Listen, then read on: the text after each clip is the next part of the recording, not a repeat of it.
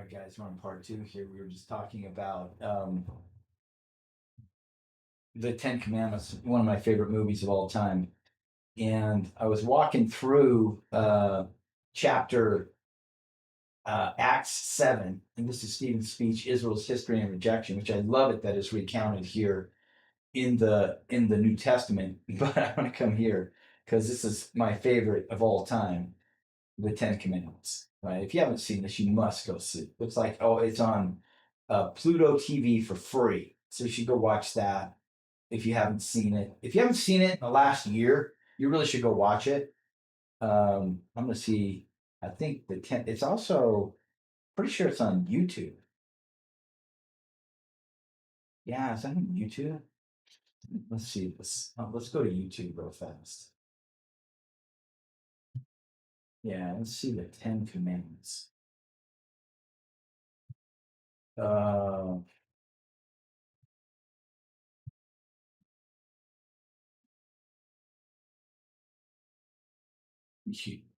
here it is, right here, guys. You gotta watch it. I mean, just flat out. It's just one of the most amazing.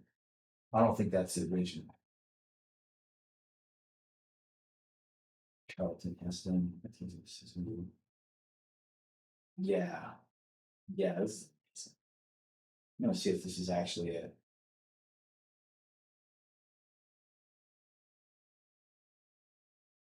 Or is this some other? No, maybe this is. No, this looks like. No, it's like some review of it. Nemo.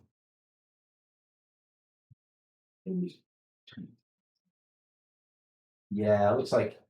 Oh, no, it looks like you can get parts of it, but it looks like you want to rent it for $3.99 or buy it. But at any rate, very cool. I was going to see. Let's see if it's my favorite part here. Crossing Wales. Let's just. This is just. Come on.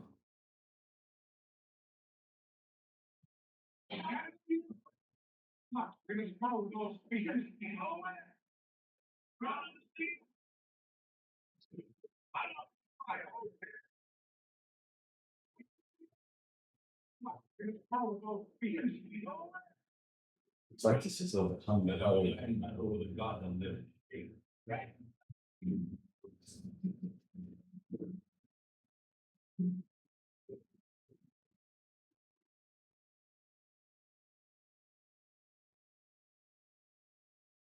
yeah. This is the oh.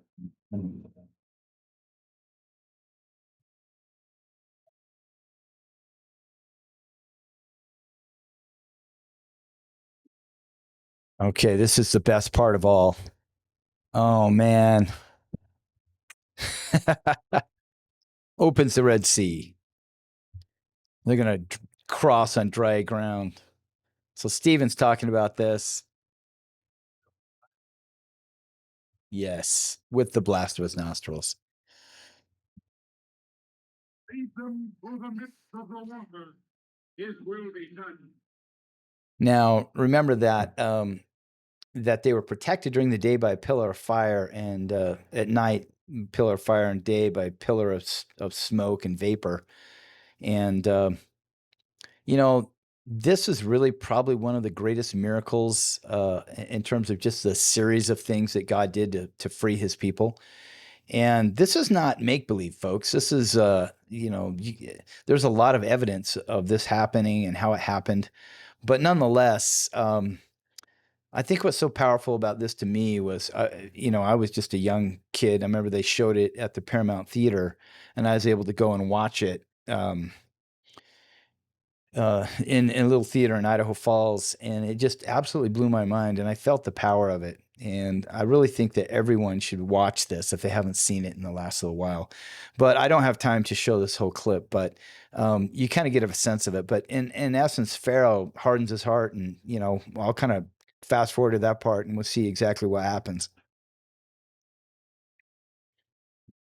So they're crossing on dry ground. They continue to cross. Meanwhile, Pharaoh and his chariots decide to go after him. kind of foolhardy, if you ask me, considering that, you're in the middle of the sea. But nonetheless, there they go. Right to the center of it. They're getting almost to the other side. Check this out.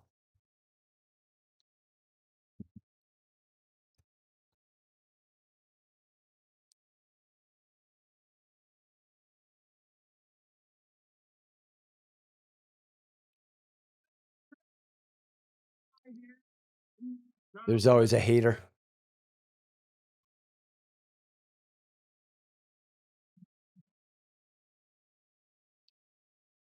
Oh, man.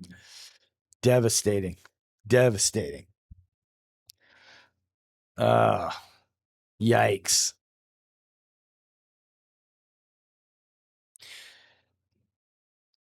Of course, Pharaoh didn't go in. He sends in his, his lieutenants, and then, he's left to watch it happen. Whoops. Ruh-roh. He's like, well, maybe, I mean, you got to think that when the sea parts, that there's something a little more powerful than you. And the sea covered them. It's true.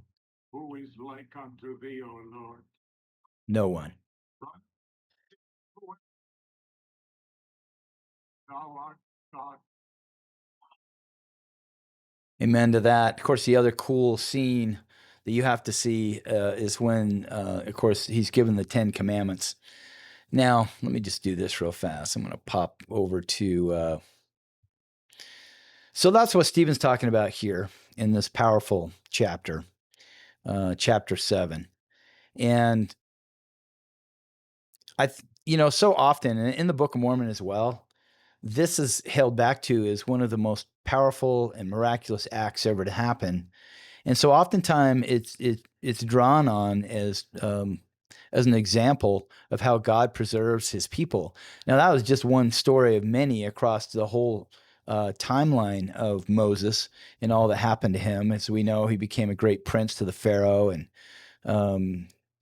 and was preserved and strengthened and taught, to be in a unique position to take the people into the promised land, which it took him 40 years to get there.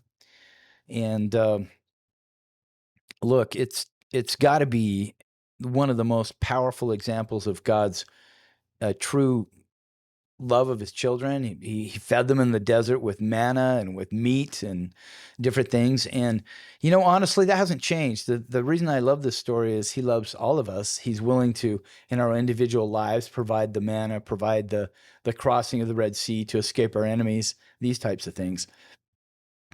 And so I'm really inspired by it. And I love it that Stephen's using this as an example. Let's just see a little bit more. I'm just going to wrap up here. We've got just a couple minutes left.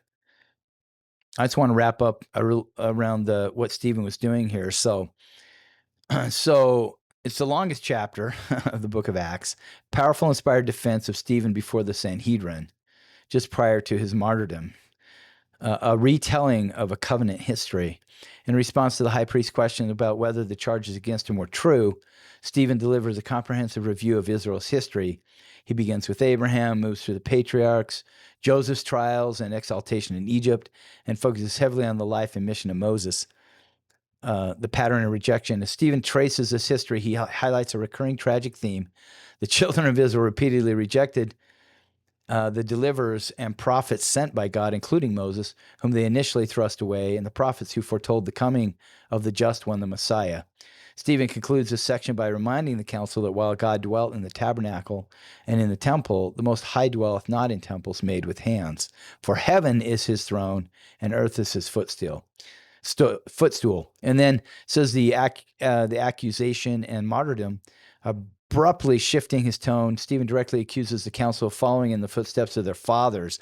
So he's using that as an example, in essence, saying, just like them, you've rejected God, you've rejected his true nature, and you've rejected his covenant.